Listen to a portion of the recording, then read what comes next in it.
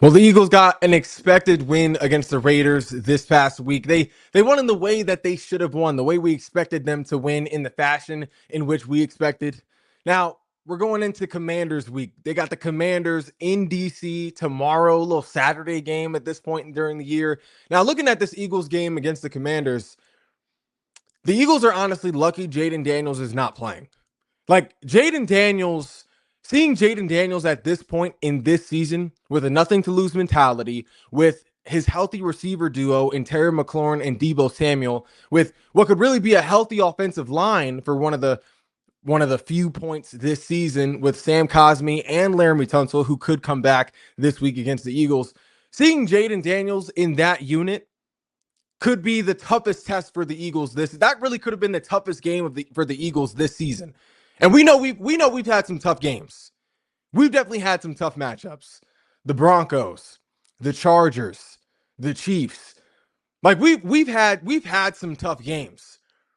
I think seeing a Commanders team or seeing Jaden Daniels and this Commanders team with now having nothing really on the line, just really letting loose, playing with a nothing to lose mentality at this point in the season could have really been the toughest game of the season so far for the Birds. So the Eagles are honestly lucky that Jaden Daniels is not playing in this game. There are very few things that are more dangerous than a man with nothing to lose. Like a man with nothing to lose, just in full crash out mode, is super dangerous. A team full of them, an entire team with a nothing to lose mentality is dangerous. Like Jaden Daniels playing on the Commanders with a nothing to lose mentality, really just playing for next season, just trying to see what they have for next season, with the effect that Jaden Daniels has on the rest of this team, kind of the with his ability to elevate the teammates around him, the sort of sense of hope that his teammates would play with having him on the field, having him as a part of the game plan. That could definitely be the toughest test for the Eagles this year if that were the case. Like the main reasons why the Eagles are lucky Jaden Daniels is not playing, one is because of Jaden Daniels' mobility. His mobility can definitely neutralize an Eagles pass rush and kind of alienate those that second and third level. And the Eagles right now against the run overall are ranked 22nd in the entire NFL. Now, granted, it's improved since Nakobe Dean has gotten back, but definitely a tougher game with Jaden Daniels on the field because you got to account for his legs. Then with Jaden Daniels on the floor on the field, their red zone offense is also much better. Last year, the Commanders were a top 5 red zone offense in the NFL. Now this year, the Eagles defense is top four in the red zone, but it's a totally different situation in the closer to the end zone when you have to account for Jaden Daniels' ability to extend plays and to make plays on the run. Multiple third down targets when we're talking about Deebo, Terry McLaurin, even really Treylon Burks. Now they're missing Zach Ertz, but this is a much better red zone offense with Jaden Daniels on the field than it is without. And then another reason is it's just seeing Jaden Daniels with a nothing to lose mentality is something that any sane NFL Eagles fan would fear. Like having to play Jaden Daniels just where he's completely letting loose and is just testing things out for next year, just trying to prove that this, when healthy, is still a team that can contend for a playoff, let alone Super Bowl spot. That's something any sane NFL fan or any Eagles fan would fear. Like, there are multiple reasons why the Eagles are lucky in regards to Jaden Daniels not playing in this game. Honestly, for this week, it was the best thing for the Eagles. Because Jaden Daniels being on the field, it's a totally different game when we're looking at the Eagles versus the Commanders, as opposed to Jaden Daniels not being on the field. Now, the Eagles are definitely lucky that Jaden Daniels is not playing, but I'm also not sleeping on Marcus Mariota. I'm definitely not sleeping on Marcus Mariota. Marcus Mariota is really the best backup quarterback in the NFL. He's the best backup quarterback in the NFL with a healthy receiver duo in Terry McLaurin and Deebo Samuel. Terry McLaurin, who is really a top 5 talent at that receiver spot, one of the best, if not the best receiver in those 50-50 ball situations, is really between him and A.J. Brown. And then you also have Deebo Samuel, just an all-purpose skill player. But then You also add that healthy offensive line as well. Sam Cosmi, since he's been back. Laramie Tunsil, if he can stay on the field. This is also the same group that almost beat the Broncos. This is the same group that almost beat the best defense in the NFL. Against the Broncos, Marcus Mariota, 294 passing yards, 2 touchdowns, 1 interception. Super efficient day from the field.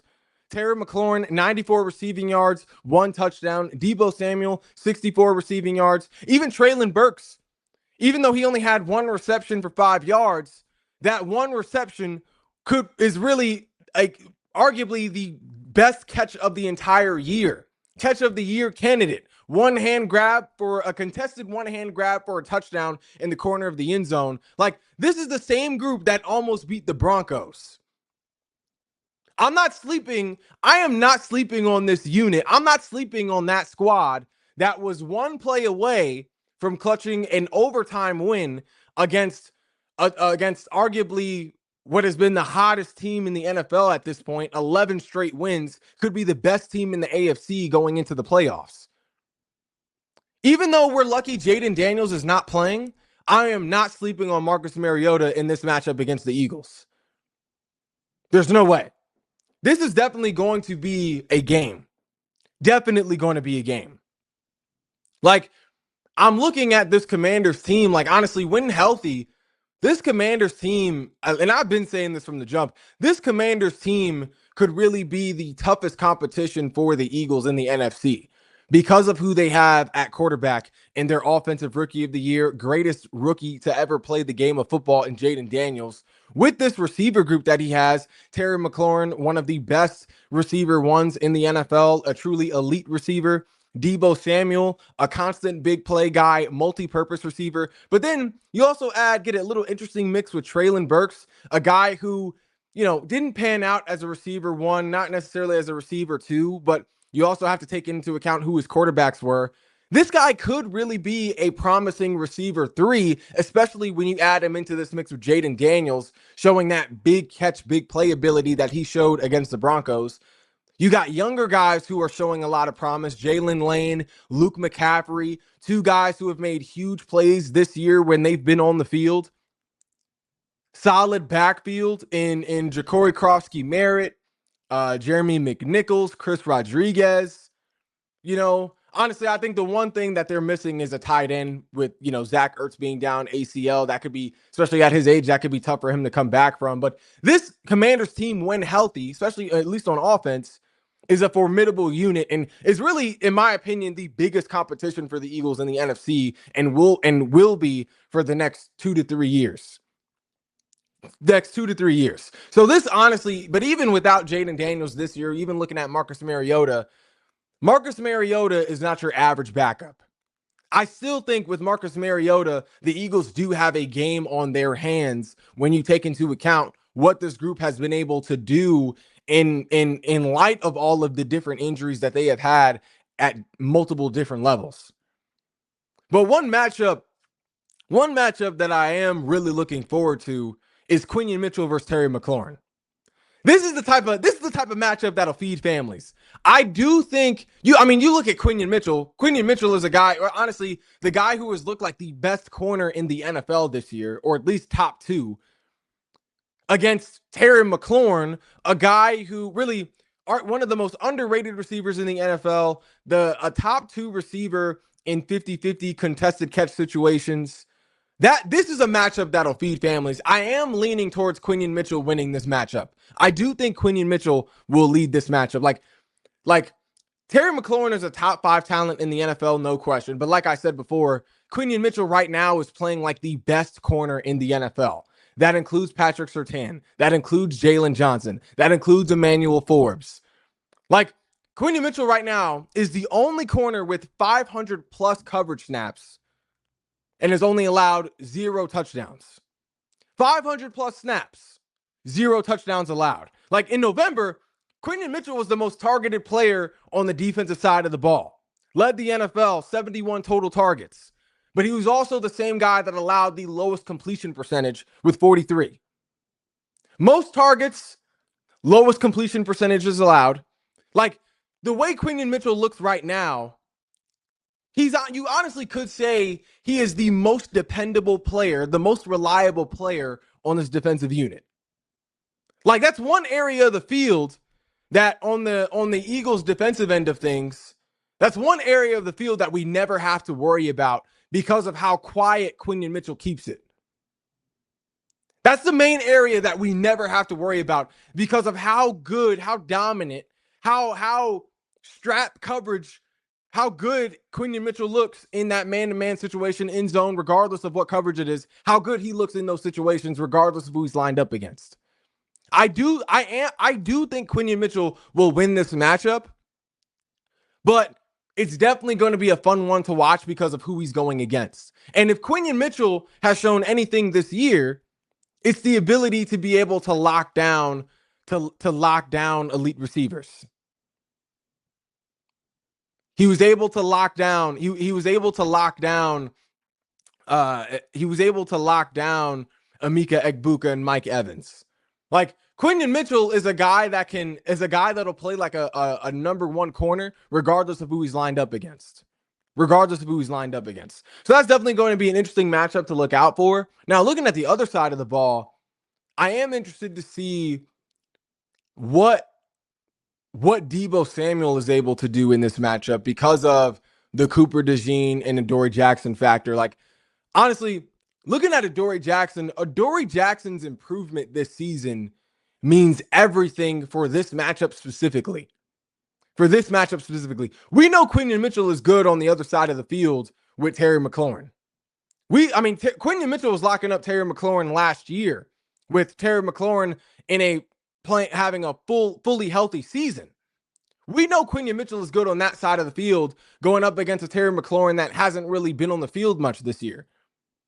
Having Adoree Jackson improving the way he has gives us a lot more confidence because of the fact that this Commanders offense has other receivers that can hurt a defense at different levels. Obviously they have Deebo Samuel, not much of a deep threat, but he has been a constant big play guy at different big play all-purpose guy at different moments in the season. They also have another guy in Treylon Burks who is shown capable of making the big catch like he did against the Broncos for a touchdown. We know they have a guy like Jalen Lane whose speed can be a real problem this season and in the future. Like, I think Adoree Jackson's improvement means everything for this matchup specifically because it gives us, we know we have more areas that we can rely on that won't have holes. It's one less hole in the defense.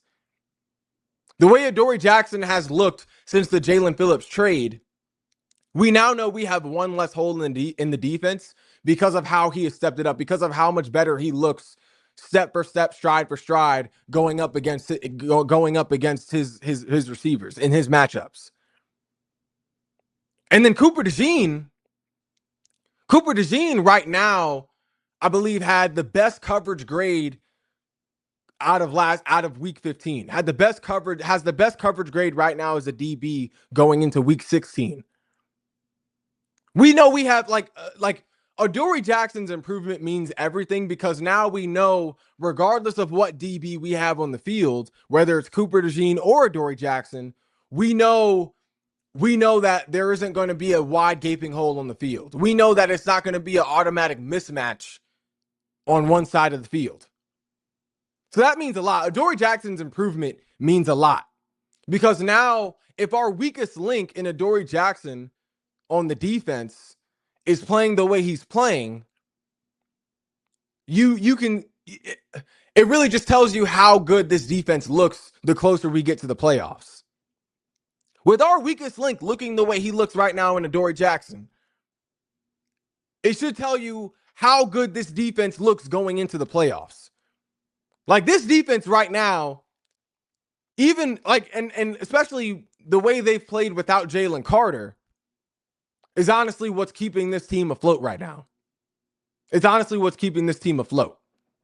And honestly, it gives me even more confidence that when we see teams like the Rams again, when we see teams like the Seahawks again, when we see teams like the Lions again, it gives me faith that they're going to be playing an entirely different defense, a much tougher defense than what they saw earlier this season.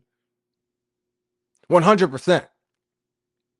So I definitely some interesting matchups to keep an eye out for, at least looking at the Eagles' defensive end of things. But even looking at the offensive side, like another matchup I'm really excited to see is A.J. Brown versus Mike Sanderstill. Like, honestly, obviously for Mike Sanderstill, this is going to be his toughest test of the season. He hasn't seen a receiver better than A.J. Brown all season. A.J. Brown is the best receiver Mike Sanderstill would be seeing this entire regular season. But honestly, looking at A.J. Brown, this is one of his toughest matchups as well. Like, Mike Sanderstill, I'm not sleeping on Mike Sanderstill either. Looking at A.J. Brown, this is one of his toughest matchups going into this regular season. And I know A.J. Brown, he's seen Emmanuel Forbes. He's seen Jalen Johnson. He's seen Jamel Dean, Nashawn Wright. Mike Sanderstill is honestly up there with those guys. We're talking about a physical DB, a guy that can play inside and out, that can stick with A.J. Brown, whether he's lined up in the slot, which I know we haven't seen a lot of, hardly ever. But he's also a guy that can stick with A.J. Brown on the outside at that X or Z position.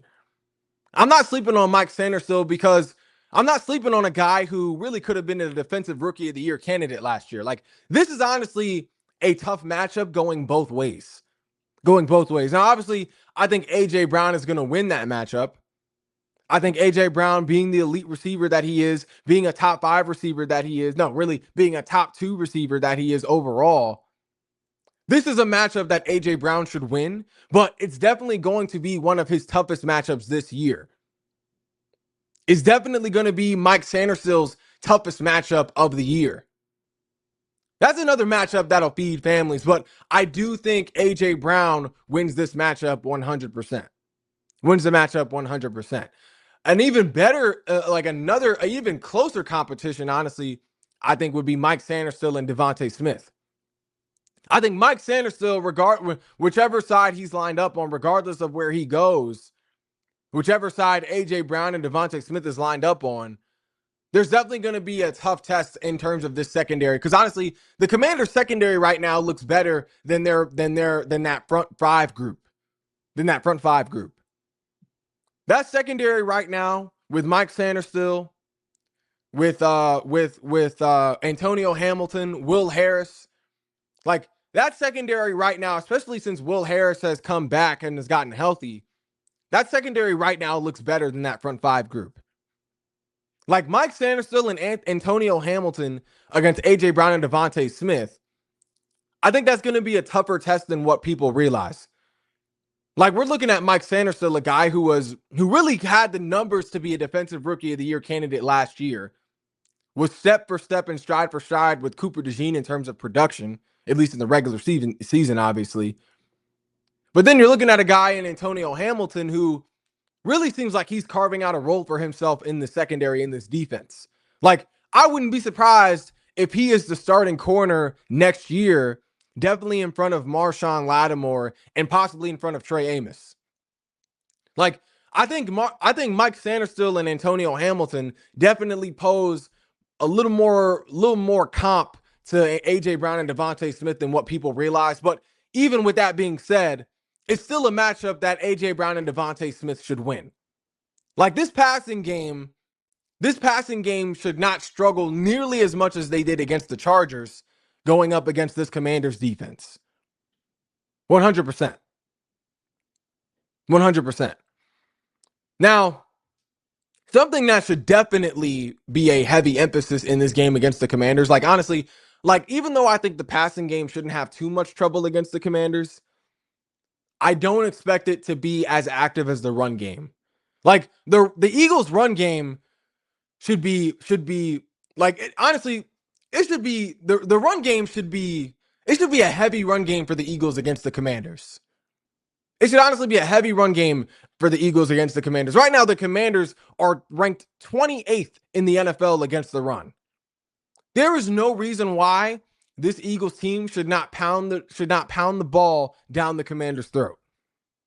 Should not pound the ball. But The only way the Eagles can reach their max potential in the run game is if Tank Bigsby plays.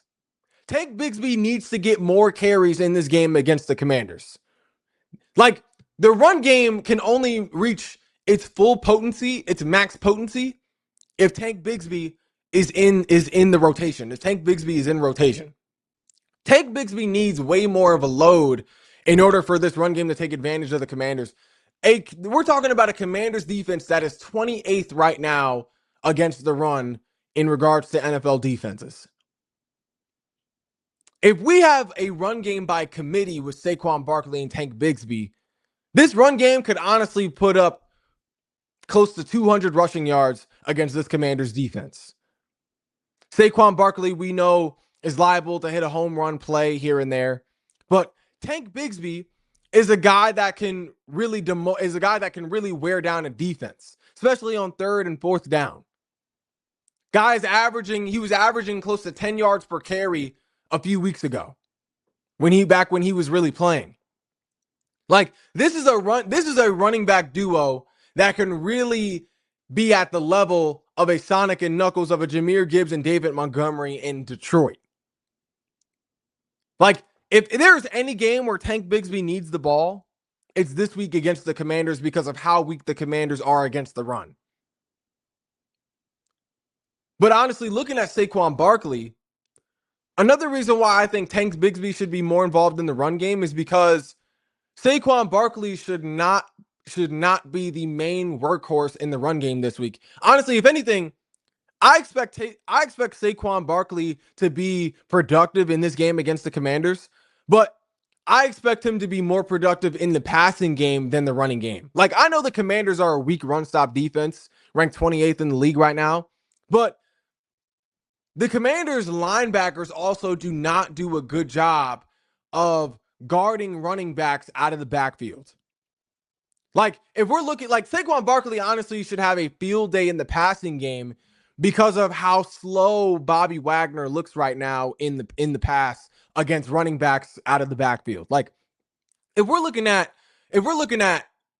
the Commanders against the Falcons game, Bobby Wagner versus Bijan Robinson. Bijan Robinson was second in receiving yards for the Falcons that game. Bijan Robinson against the Commanders put up 106 receiving yards, almost had a touchdown. If you remember, Bijan Robinson had a wheel route out of the backfield. Looked like they were in man-to-man coverage. Bobby Wagner was head up on Bijan Robinson. Bobby Wagner could not get close to Bijan Robinson. But Bijan completely lost Bobby Wagner. If Bijan Robinson can have that effect against the Commanders defense, Saquon Barkley should be able to do the same thing. Like, I feel like the Falcons gave us a cheat sheet as to how we can hurt this Commanders defense. We know we can hurt the Commanders defense with A.J. Brown or Devontae Smith. We know we can hurt the Commanders defense with Dallas Goedert.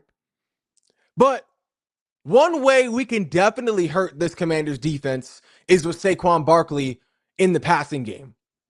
Because Bobby Wagner is not fast enough to be able to stick with Saquon Barkley stride for stride coming out of the backfield. Like, I expect Saquon Barkley to have a huge game as a pass catcher, more as a pass catcher this week, tomorrow, as opposed to a runner, because of their linebackers' inability to cover. Like, Frankie Louvu is not guarding Saquon Barkley, is not strapping up Saquon Barkley out of the backfield stride for stride in coverage. Bobby Wagner definitely is not strapping Saquon Barkley, guarding Saquon Barkley, sticking with him stride for stride in coverage. That's what we saw against the Falcons. Bijan Robinson honestly did whatever he wanted in the passing game against this Commanders team out of the backfield. If you look at that wheel route Bijan Robinson had against the Commanders, Bobby Wagner was his assigned defender. Bobby Wagner came nowhere close to putting up any sort of contest to Bijan Robinson on that route. Wide open wheel route. You could really see the age on that specific play. You could really see the age difference on that specific play between Bobby Wagner and Bijan Robinson. And I honestly think Kevin Patullo, Nick Sirianni, whoever's calling the plays, should look to exploit that same sort of mismatch in that situation. Because there's no way Bobby Wagner can guard Saquon Barkley in coverage, in man-to-man, in a man coverage situation. Because if we do get that situation, Saquon Barkley could honestly demoralize this Commanders defense in the passing game the same way Bijan Robinson was able to earlier on in the season. 100%. So I expect Saquon Barkley to be productive in this game, but I honestly expect him to be more productive as a pass catcher against the Commanders, as opposed to just a pure runner against the Commanders, because of how weak the Commanders linebackers look right now in pass coverage. Like overall, the Commanders defense looks weak against the run, being ranked towards the bottom in terms of run stoppability. But I honestly think with how slow the linebackers look right now in step to these running backs coming out of the backfield, I do think Saquon Barkley could have a huge day through the air as opposed to on the ground going up against this Commanders defense. 100%. But that's all we got for today's edition of No Shame with Shane. If you haven't already, be sure to like, follow, and subscribe to all of our social media platforms. And I will be back later on with more shameless takes.